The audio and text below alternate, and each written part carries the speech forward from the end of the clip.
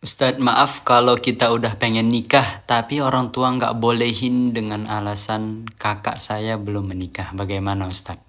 Jadi untuk perihal ini kita harus meninjaunya itu dari berbagai aspek juga ya. Jadi nggak bisa dilihat dari satu sudut pandang saja. Tapi yang ingin saya sampaikan gini, teruntuk siapapun. Jadi jodoh itu sama kayak konsepnya kematian dan juga rezeki.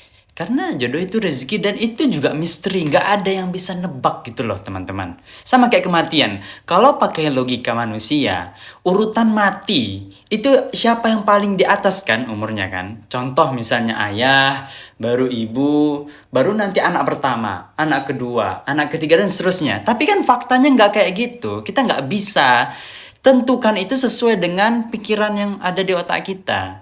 Karena boleh jadi ada orang-orang yang mungkin yang meninggal itu adalah anak yang terakhir dulu. Atau misalnya tiba-tiba salah satu saudaranya. Atau mungkin jadi ibunya dulu. Jadi itu misteri sama seperti halnya jodoh ini. Gak ada yang bisa nebak. Bahkan ada orang yang sama sekali dulu gak pernah suka, gak pernah jumpa, ya tiba-tiba sudah menikah dengan itu. Ada yang bertahun-tahun pacaran gitu kan, memplanningkan itu akhirnya gak berjodoh juga. Ada juga yang baru menikah tiba-tiba berpisah. Ada yang hanya pertemuan sebentar tapi langgeng sampai selamanya. Artinya apa? Latihlah diri kita untuk ridho pada segala apa yang telah Allah tetapkan dalam kehidupan kita. Jadi kita nggak bisa maksain loh apa yang ada dalam pikiran. Atau kita membatas-batasi orang, kamu matinya jangan setelah aku, kamu jodohnya jangan setelah aku. Nggak bisa kayak gitu kita. Jadi bahasa melangkahi itu sebenarnya bahasa kita manusia. Tapi kan kita lihat dulu lah. Ini dari sudut pandang misalnya sebagai orang tua atau sebagai orang lain ya. Kita nggak bisa zolim lah sama orang lain jika dia memang ada kebutuhan di sana. Ini sebagai orang tua ya, atau misalnya kakak yang merasa dilangkahi tadi, kita nggak bisa zolim terhadap rezeki orang. Kalau memang rezeki orang itu pada saat itu dia sudah berjumpa, dan kita nggak tahu dia seperti apa dia menahan hawa nafsunya, berusaha terhindar dari fitnah.